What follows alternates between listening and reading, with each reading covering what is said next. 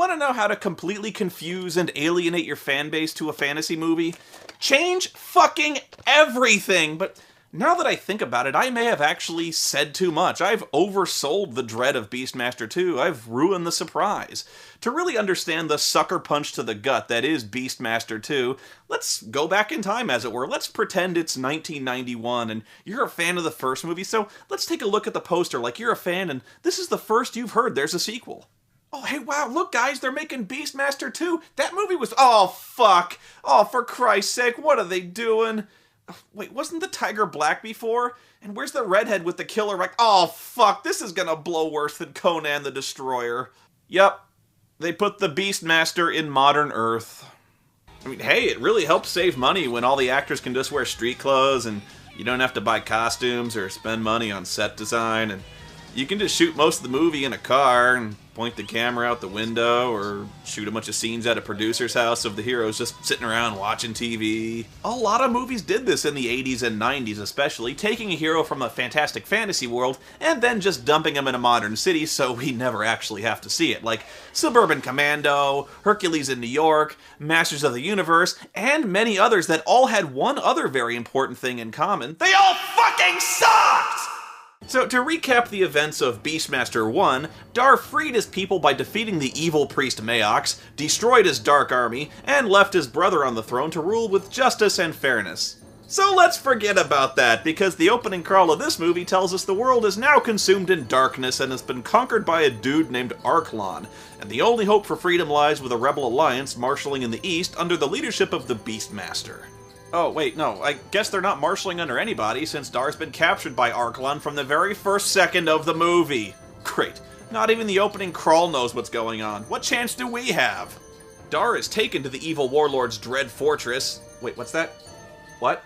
Oh, we couldn't afford a Dread Fortress? Oh, okay, I guess a cave will do. He's only conquered the entire world, but come on, that guy's not made of money. It's the best the poor guy could do. So this is the Beastmaster.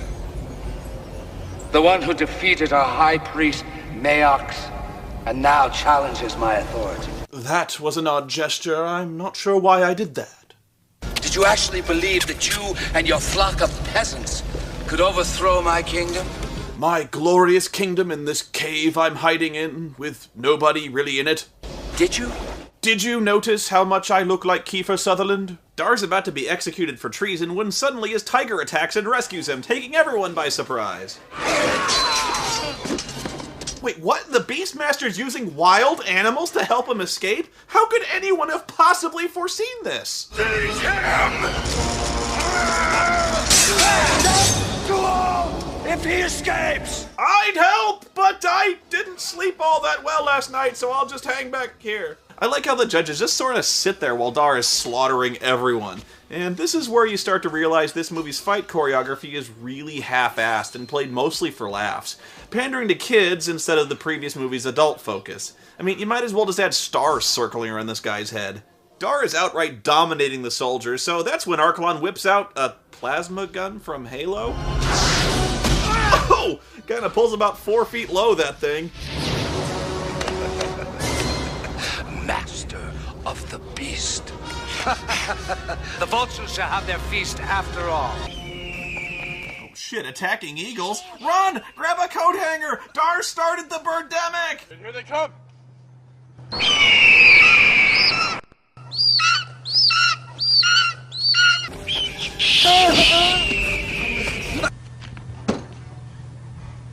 The eagles killed Becky!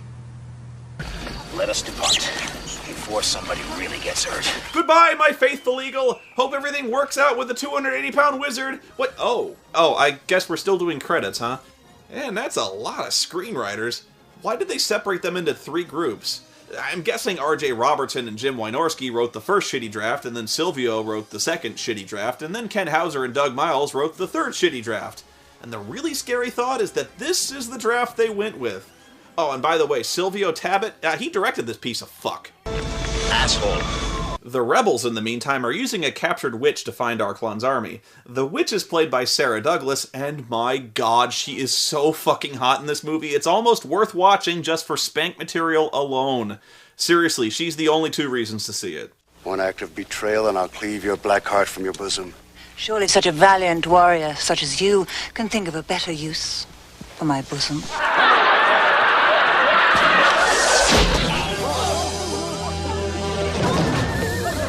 Well, I guess he got the point.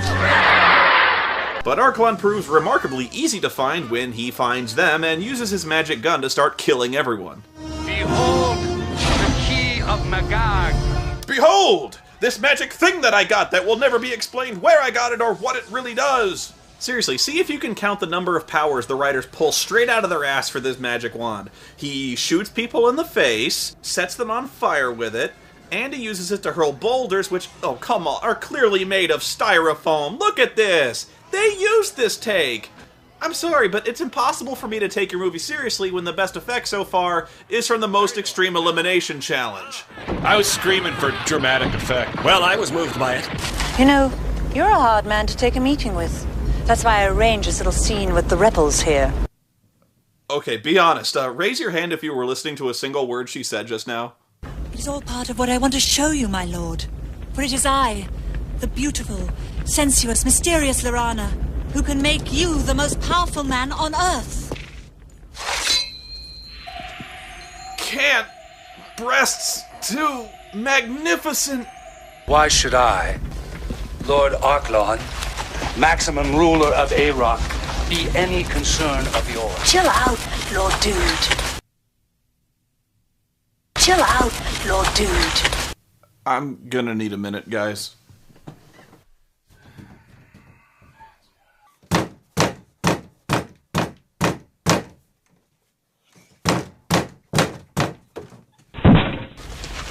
Do you not wish to hear my secret? It looks like Victoria's secret to me. Anyway, Arklon finally agrees, because come on, could you say no to those? And they ride off to the Guardian on the Edge of Forever? What sorcery is this?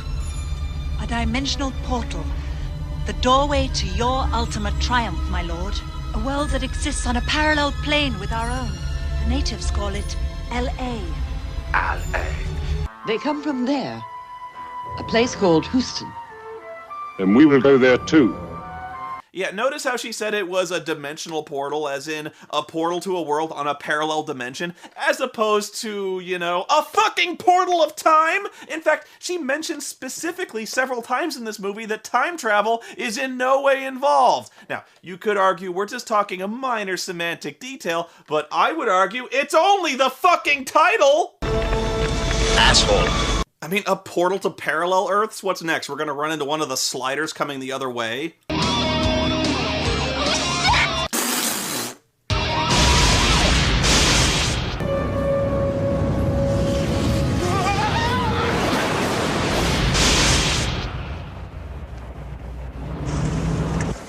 Yes, Carrie Wurr from Sliders is in this movie. She plays a spoiled, wisecracking valley girl who accidentally crashes through the portal of time and finds herself in Dar's dimension, and let's just say she's not exactly the best ambassador our world could send. Where's the auto club when you need them? There's gotta be a main road around here somewhere. Oh, sure there does, because you were just in downtown LA 1 second, and then you're driving through an endless wasteland for hours. Not even the valley is this barren, lady. Hey, are you one of those crazed bikers, you know, with the crossbows? My name is Dar. I come from the high mountains. Is there a telephone around here, maybe, that I could use? Or a 7-Eleven even? Something like that? 7-Eleven. Oh. Hang on, perhaps my ferrets can speak your idiot language. Whoa! Your bag's full of rats. No, these are my ferrets. This is Kodo and Podo. Yes, I have 2 ferrets. You see, I had 2 before, and then one died in the last movie, and then the other one had 2 babies, and then died between movies, I presume, and so I named these 2 exactly the same thing. You know what? It's a long story. Hey, is that cat gonna come with us? His name is Rue. We travel everywhere together. Let's just hope the audience doesn't notice I have a striped tiger now instead of the old one we accidentally poisoned to death covering it with black paint, because I also gave him the same name. I'm serious. The last tiger they got was striped as well, but they covered it in a black paint that turned out was so toxic, it ended up killing the poor thing. I mean, where the fuck was the guy from the American Humane Association? What? Oh, you got that shipment of black toxic hair dye? Yeah, just slop that shit all over the tiger. It's not like cats lick themselves. I think he's starting to eat it. Yeah, he's fine. Meanwhile, Ursa here is showing Arklon a weapon he can steal from Earth called the Neutron Detonator. It's compact enough to carry, yet powerful enough to destroy all life in an area the size of a continent. With the threat of such a weapon, I could rule unopposed. Oh no! If Arklon uses the Neutron Detonator, he'll turn a rock into a barren desert wasteland for all eternity. Oh. The neutron detonator will be yours. You'll rule the world. Of course! Continuity is sort of all over the place here, as Arklon somehow manages to catch up to Dar and incapacitates him with a stink bomb so he can recapture Carrie, and I really don't know why. I mean, does she look like she knows how to get a neutron detonator? Do you know where you are? The Twilight Zone. Where's Rod Serling? Oh, get it? Because she's from the future? So, listen. Leatherface. How do you suppose I get back through this, portal? Leatherface. I shall be happy to take you in exchange for certain information. Information? Yes. Hell, I'm loaded with information, you know. I watch Jeopardy every night. Jesus Christ! Shut up! Is every line this character says a pop culture reference? We're on a quest. Well, you know, hey, I'm on a quest too. For gas. Shut up. Must make it really difficult checking into a hotel. Shut up. It'll keep us alive. No thanks. I'll just stick with the salad bar. Shut up. A seeing eye bird. They stalk the night, searching for souls to drag down into the abyss. Sounds like a couple of guys I met in Tijuana last night. Shut up! Way rad. Shut up! Shut up! I get it! You're from the 90s! If I was playing a drinking game, I'd be in a fucking coma by now! 90s kid is written with more subtlety than you! Dude, harsh! Dar, do you understand anything I say to you? No. Which is weird, considering we both somehow speak English despite this being a completely different world. The bad guys go through the portal into LA with Dar hot on their heels, but Arklon shoots a gas main blocking the alley behind him with a wall of flame and trapping Dar. So how did Arklon even know how a gas main works, or know that the gun would cause damage that specific to the pipe? Damn, if only I had some kind of bladed boomerang weapon my father gave me from the last movie I knew how to throw. He's trapped there so long that Uncle Phil drives there all the way from Bel Air to knock Dar out with a taser.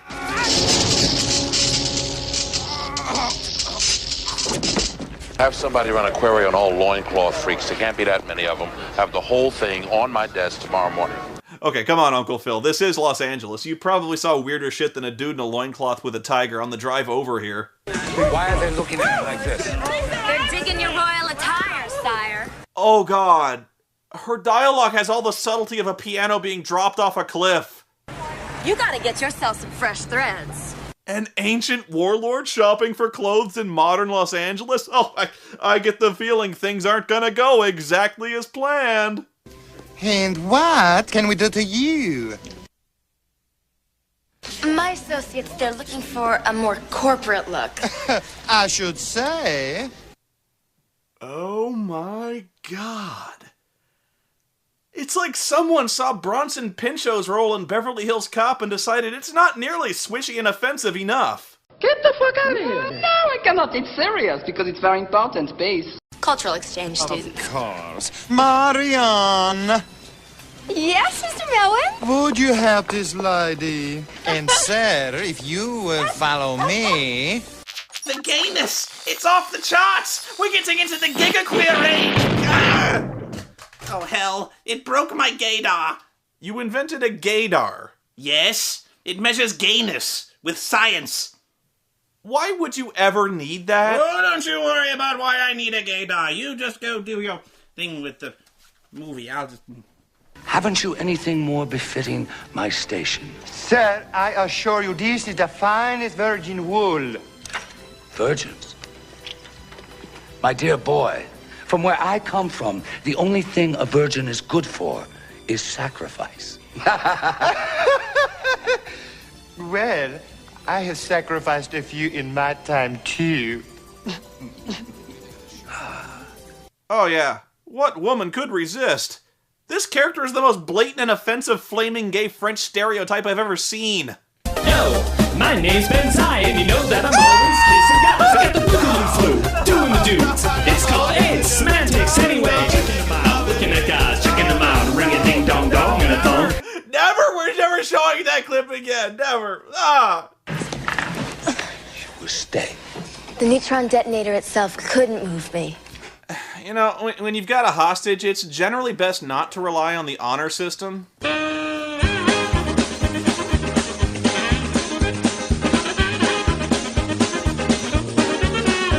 Stupid! You're so stupid! And this is the guy who's taking over the world.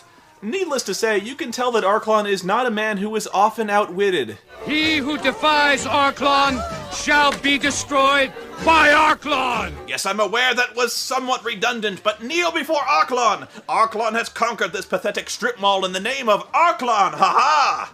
Arklon loses his shit and starts tearing the store apart. Store security tries to rush him, but he uses his magic bong, which apparently now has a stun setting, and it also casts a mass suction spell. Insert your own joke about sucking here. Is there anything this wand doesn't do? Carrie immediately runs off and rescues Dar from the police station. Mostly by accident, in that she was driving past the station at the exact same time he jumped out the window and escaped on his own. But now that they're back together, we can finally have the tedious second act, where they do nothing but drive around and she can calmly explain modern technology to him for about 20 minutes. This carriage, it moves without horsepower. I told Daddy to get this thing tuned up. He never listens to me. Oh, hey, that's hilarious! That's not really what Dar meant.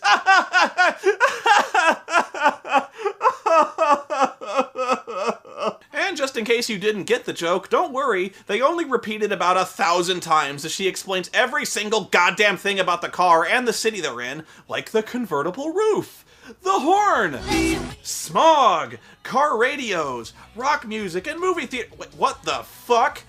Beastmaster 2? They're driving past a theater showing Beastmaster fucking 2? Ah! Ah! Ah! Ah! Ah! Change the future. You've created a time paradox. I just... What? How is this even possible? Instant cassettes. They're out in stores before the movie is finished. I think they should totally go into the theater. Maybe this is a parallel Earth where Beastmaster 2 doesn't suck. Anyway, Arklon mugs a military officer and steals his uniform, which is apparently enough to get you inside a top-security military installation housing a doomsday weapon. Well, General Leather Patchface, your paperwork seems to be in order. Tell your cab driver to head straight into the neutron bomb development facility. People even salute this guy. The only people who even question his presence are the guards immediately outside the neutron detonator lab. Yeah, good to know the world-destroying neutron bomb is guarded by 2 unarmed idiots. I even have the security badges to get us inside. Badges? I don't need badges. But he finally sets off the alarm and soldiers come to stop him. Those who defy Arklon shall be run away from by Arklon! And yeah, he just steals a Jeep and gets away with the doomsday weapon. But surely not just anybody could arm and explode a neutron detonator, right? You'd need presidential authority, security codes, and no doubt the military has a contingency plan already in place for just such a terroristic act. I'd say, about a half hour. In the whole world, kablooey. Fantastic. The device is automatically set to go off a half hour after just being removed from the lab. That's the Reagan administration for you. The Star Wars program didn't work, but the neutron detonator, I'm making a note here, huge success. Arklon tries to go back to his world, but it turns out his magic wand is out of juice. Kind of. It doesn't have enough to open the portal, but it's still got enough to help him escape Uncle Phil by unleashing torrential winds. Because the wand can do that too, why not? So he just drives off in the confusion and hides in the city zoo, presumably happy just to let the bomb go off and kill him. I don't really think he thought this one all the way through. Oh, and here's another tip. When your archenemy is a dude called the Beastmaster, don't challenge him to a fight in a fucking zoo! It's like going to SeaWorld and calling out Aquaman. You just don't do this! Where it gets genius is when Arklon uses his wand to create an earthquake. What is that, his 5th power now? Which frees all the animals from their cages. Doi! The only thing that even remotely spares Arklon's dumbass is that Dar's kind of a nice guy and challenges him to a fair fight to keep any of the animals from getting hurt. So Dar kicks his ass from pillar to post, crushes his nuts, and hurls them into the same fiery chasm that he created with the earthquake. The world is mine! This is pretty much an unqualified win for evil! Oh, fuck, my pancreas. Asshole. So in the end, Dar gets the neutron detonator back, which they make no effort to hide is basically an empty ice bucket. Dar goes back to his world and runs off into the sunset. Actually, he runs in place for about 2 minutes during the credits to avoid literally running into the fake sunset backdrop. At one point, you can even see the tiger just stop and wander away off to the side as Dar never gets any further away.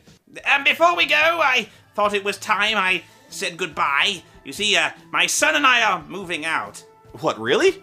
Where? Well, I have to open up an Einstein-Rosen-Podolsky bridge and cross the portal of time into another dimension. There appears to be a slight minor problem with hypertime. I thought you said you fixed hypertime. Yeah, it's nothing to worry about. There's a kind of a sort of teeny, insignificant, complete and utter space-time dimensional collapse imminent. Someone appears to be opening a black gate to rip a permanent hole between worlds, and the resulting influx of dark matter energy is causing a dimensional singularity. You really haven't noticed anything unusual happening in this dimension? No. What? What's wrong? Nothing. I have to find this dimensional nexus and stop the merger. Oh, well, you need any help? There's only one man who can help me.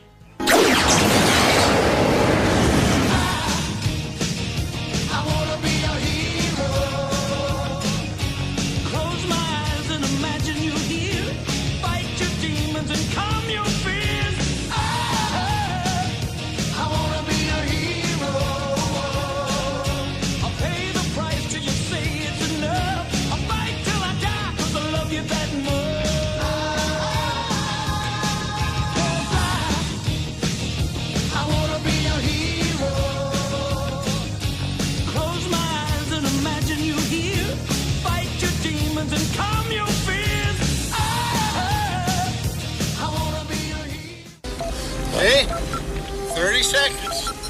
Whole world. Kablooey. I remember. Oh. I remember this. One of these.